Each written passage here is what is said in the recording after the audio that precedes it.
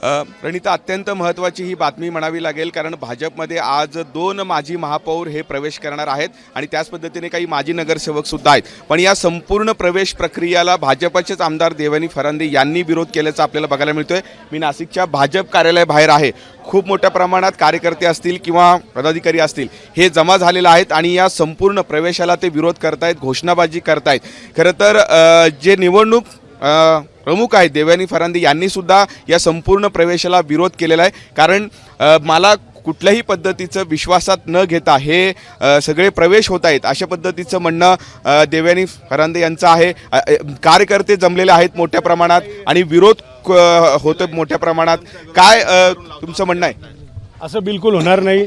आमदार फरांदेताई यांचं कुटुंब गेल्या 50 वर्षापासून भारतीय जनता पार्टीची सेवा करत आहे आणि त्यांचा विरोध, कार्यकर्त्यांचा विरोध झुगारला जाणार नाही अशी आमच्या नेतृत्वावर माझा पूर्ण विश्वास. आमदार का विरोध करते?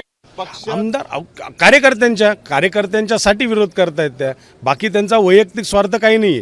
पण जे कार्यकर्ते गेल्या 15 वर्षापासून तयारी करतायत, तिथे हिंदुत्वासाठी झगडतायत, विकासात्मक कामं केलेले आहेत, असे सगळं असताना सगळे कार्यकर्त्यांवर अन्याय होऊ नये म्हणून हे का 2 माजी महापौर आज एकूणच भाजपमध्ये येत आहेत. ताकद वाढणार आहे ना भाजप? असं बिलकुल नाही आहे. का कार्यकर्त्याची तुम्हाला असं वाटतंय की ते का येत आहे? कारण त्यांना माहिती आहे की आपण आता जिंकू शकत नाही, आपण कुठलंही विकासात्मक काम केलेलं नाही, ते कुठे दाखवू शकत नाही की हे मी काम केलेलं आहे, म्हणून ते या प्रवेश करून आपले संधी साधुगिरी करतायत. तर अशा पद्धतीची प्रतिक्रिया आहेत कार्यकर्त्यांच्या. या संपूर्ण प्रवेशाला सगळेजण विरोध करतायत. मोठ्या प्रमाणात कार्यकर्ते भाजपचे हे भाजप कार्यालयामध्ये दाखल झालेले आहेत आणि या संपूर्ण प्रक्रियेला हे सगळे विरोध करतायत. 2 माजी महापौर, काही माजी नगरसेवक आज भाजपमध्ये येत आहेत. गिरीश महाजन यांच्या उपस्थितीमध्ये हा संपूर्ण जो प्रवेश आहे तो नाशिकच्या भाजप कार्यालयामध्ये जे आहे ते होणार आहे. पण त्याआधीच भाजपाच्याच आमदार देवयानी फरांदे यांनी या संपूर्ण प्रवेशाला विरोध केलेला आहे. एक फेसबुक